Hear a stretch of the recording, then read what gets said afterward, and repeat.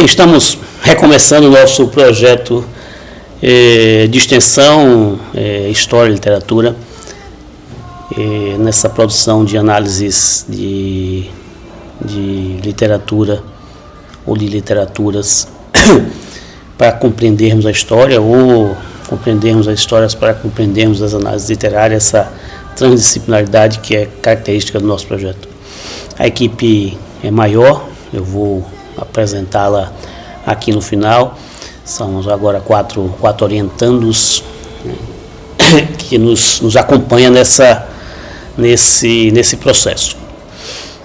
Bem, basicamente nós vamos começar a análise com a proposta de fazer algumas videoaulas sobre nós, os do Muculuçu.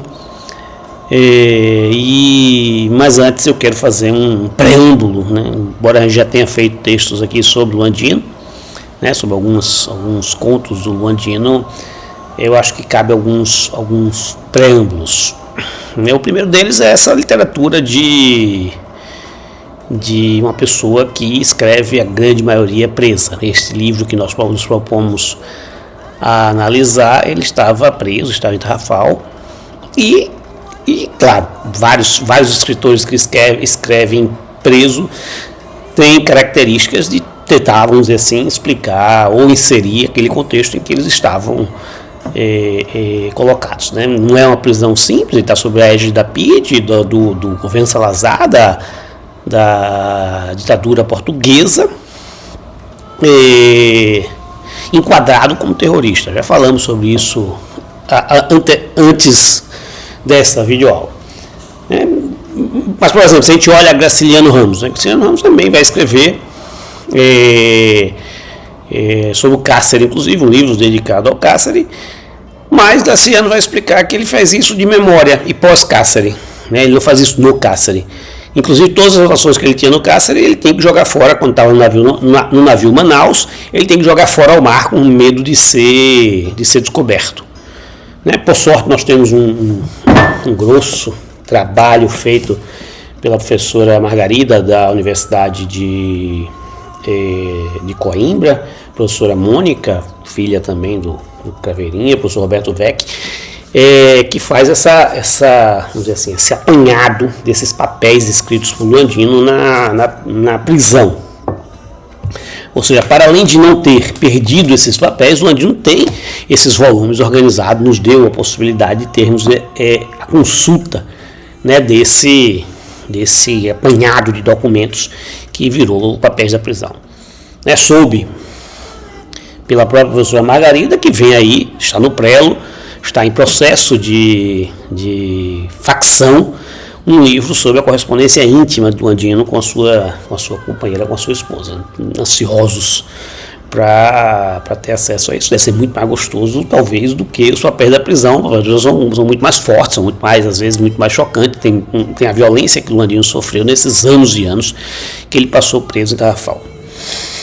Bem, como eu estava, vamos dizer assim, explicando, ler Luandino é uma viagem difícil e talvez por isso prazerosa, por ser difícil.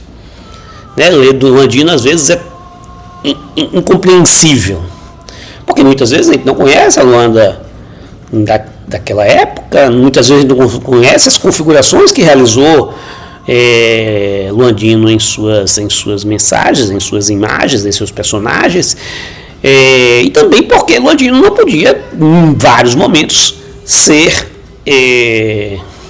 vamos dizer assim, muito claro naquilo que ele estava dizendo. Muitas vezes ele tinha que rebuscar o seu texto com elementos para que esse texto pudesse ser aprovado pela polícia da PIDE para sair do presídio, além de ter uma possível publicação no mundo português. Então, é importante ler Luandino com essa, vamos dizer assim, com essa mágica e também com esse sofrimento. E muitas vezes não conseguir ultrapassar os limites criados pela própria linguagem que Luandino cria.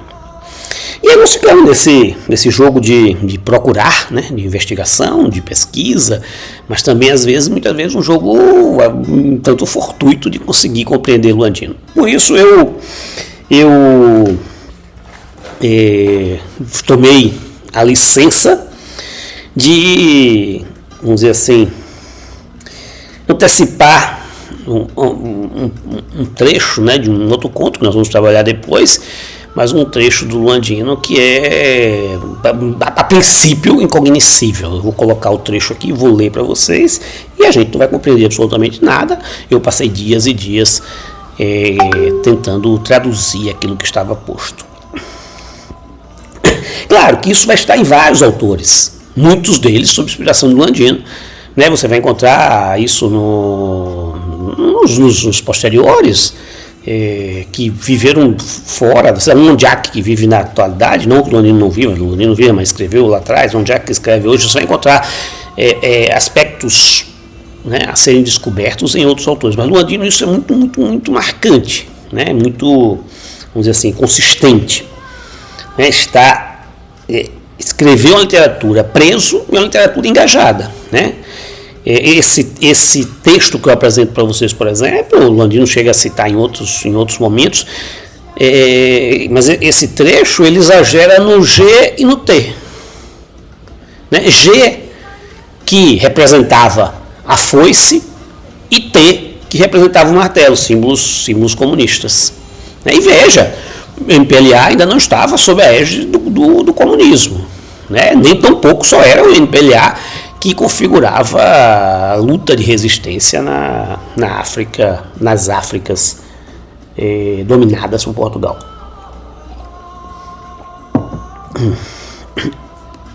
Outros autores, como por exemplo Manuel dos Santos Lima,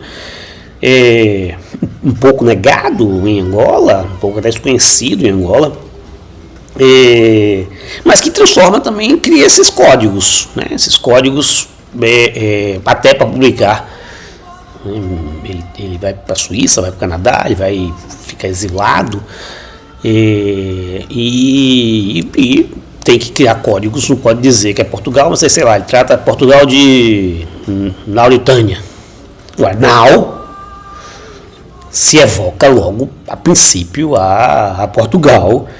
É muito claro isso. O Andino vai ser mais sutil nessas características, quando ele vai falar do mar, a gente vai trabalhar isso nas aulas futuras, e o contraponto do mar com a lagoa. Não que Angola não tenha mar, mas é que aquele que vem do mar é o português, é o colonizador. Sei lá, isso em Manuel Santos Lima é mais personagens com outros nomes, com nomes desconfigurados, claro, como toda a literatura, mas isso é mais, vamos dizer assim, eu diria mais fácil, inclusive, de configurar esses personagens, essas nações, quais são essas nações que estão sendo caracterizadas pelo Manuel Santos Lima. Miyakoto, Juanito, né? Juanito é Julio, né? Juanito é Julio, é 25 de julho da independência de Moçambique, mas o Juanito é aquele personagem que vai virando galo, né? Associando ao galo de Barcelos. Lua Andino faz isso, ele faz isso com o papagaio, ele faz isso com a história da galinha e do ovo. Enfim, eu vou tentar, neste preâmbulo, nesse primeiro momento, decifrar um pouco desses códigos e pelo menos destacar ao leitor, aquele que vai assistir a sequência de vídeos desta formação, que não é fácil, mas é interessante ficar atrás dos códigos que o Lua Andino nos traça. Vamos começar com essa imagem totalmente codificada, com um conto que não está repito, não está no livro que nós nos propomos a fazer, nós, os de Maculuçu, mas está em Memórias Narrativa ao Sol de Quinaxixi, né? Um conto do Luandino. E aí eu vou ler para vocês esse trecho e depois a gente vai tentar traduzir a minha tradução do que está escrito ali. A mulher: Ura, tas góis odinô inem. A menina: ó, ti um e um. O homem: edno. A etas eitinô siné. A menina: ixnik. O homem: ed itatigos otim. A menina: otim sian. O homem: ó emon wet. A menina: onid. A mulher: oti e bemon. A menina: o otigos otim. E antes de entrarmos especificamente na nossa, vamos dizer assim, nossa tradução, eu queria pensar um pouco os autores que está sendo tratado nesse trecho específico do conto. O primeiro deles, uma escultura, uma estátua, que tinha flores nos pés, né? Muito provavelmente evocava um monumento aos heróis da Segunda Guerra, portugueses e africanos que lutaram contra a Alemanha, principalmente no sul de Angola. O segundo elemento, muito provavelmente com asas nas costas, eram os Hermes trazidos pelos portugueses e que evocavam a grandiosidade do comércio angolano, né? Isso eram esculturas que se via por Angola, os Hermes, e essa escultura específica é a escultura que sobrepõe a Lagoa do Quinaxixi, né? Ficava hoje Praça do Quinaxixi, e na época colonial os portugueses colocaram o nome Praça Camões, com esse monumento aos heróis portugueses.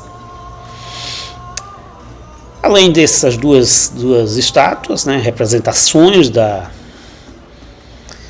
colonização portuguesa, do domínio português, né, sei lá, se eu começo a pensar no que fizeram os espanhóis na América, né, de sobrepor estruturas das populações originárias, até mesmo no mesmo processo de drenar águas, por exemplo, da cidade do México, e transformar grandes lagos da cidade do México, por exemplo, em estruturas urbanas, com a Catedral, por exemplo, do México, esse exemplo talvez mais clássico dessa sobreposição realizada pelo domínio colonial.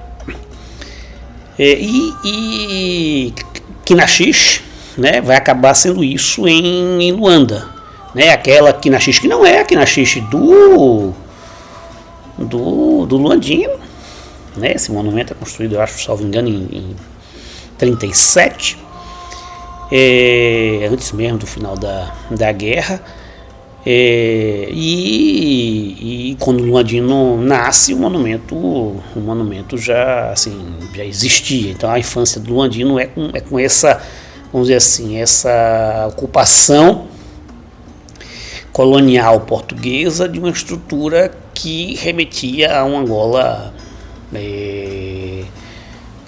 muito mais forte das raízes, ou seja, sobrepõe a lagoa que é marco histórico daquelas crianças do conto de Luandino, por essa praça, por esses monumentos, pelo cimento, pelos prédios, enfim.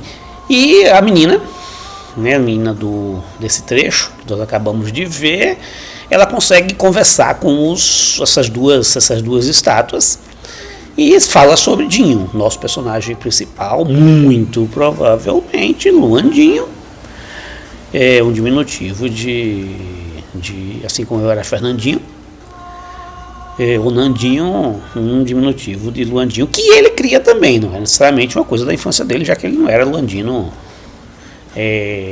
na infância, mas são códigos que talvez remeta ao alter ego do nosso autor na figura do Dino. Agora vamos decifrar aquela coisa que o Luandino fez lá.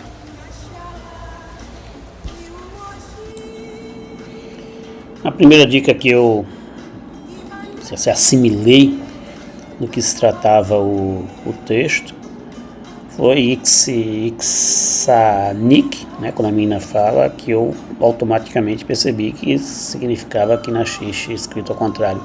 Então basicamente é um trocadilho de letras com brincadeira de criança, mas que também servia para, vamos dizer assim, transformar o texto em algo indecifrável.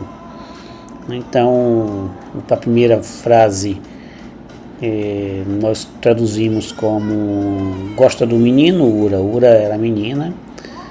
Aí ela responde muito. E depois o homem, né, o homem com as asas nas costas, pergunta: o encontrastes onde? E ela responde que na Xexe. E gosta de ti? A menina diz: mas muito. Teu nome? O nome dele, na verdade. Dinho. Aí a mulher diz: nome bonito. Aí a menina diz: eu gosto muito. Ou seja, um diálogo relativamente simples, mas de certa forma sofisticado pela capacidade do Luandino de fazer esse jogo, tanto com as imagens das esculturas, remetendo aos portugueses, quanto essa capacidade que tinha a menina de dialogar com provavelmente o colonizador, mas também com essas figuras metafóricas da infância do Luandino. E basicamente era essa primeira análise que nós queríamos fazer antes de entrar no nosso texto original, nosso foco original.